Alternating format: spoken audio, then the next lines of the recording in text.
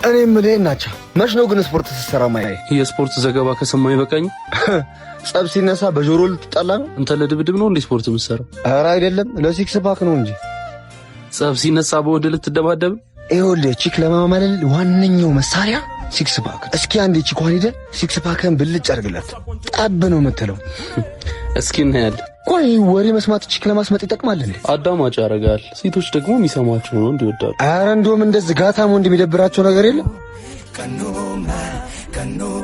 ባይዘውች ልጅ በጣም ነው የምትምር። ስፖርት ዘገባ መስላ ይሆናል። ደግሞ በሰፈር ሳታልፊ እንዳቱ ተብላለች እንዴ? አታምሩ።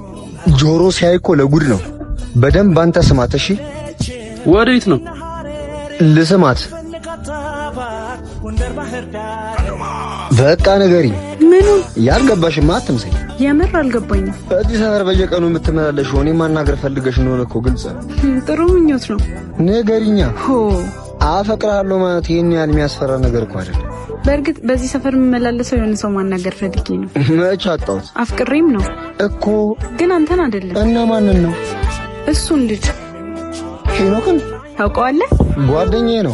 አናግርልኝ። ግን እንዴት ማለት እኔ እያለሁ እንዴት እሱ? በዚህ ዓለም ላይ መርጦ ማፍቀር የሚባል ነገር የለም። እስቲ መልስልኝ። አንተ ብቻ ተፈቃሪ ሆነ እሱ የማይፈቀርበት ምክንያት ምንድነው? ስፖርት አይሰራማ። ይጸልያል ማለት ነው። ኧረ እሱ ሲሰማ ነው የሚውለው። የኔን ፍቅር ሰምቶ ልቦ አይቀበለኝም። በእናትህ አናግርልኝ። እሺ እንዳልሽ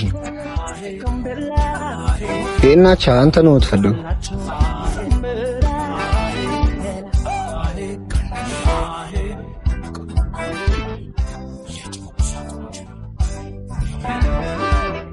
ሄና ወይ አንዴ እናማ ፈለከኝ?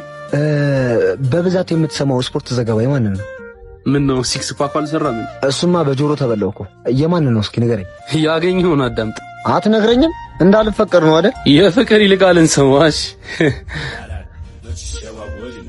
ዓለም በቃ ለሚሰራ ሰው አትሆንም አይደል?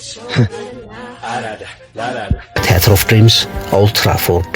በዚህ ስታዲየም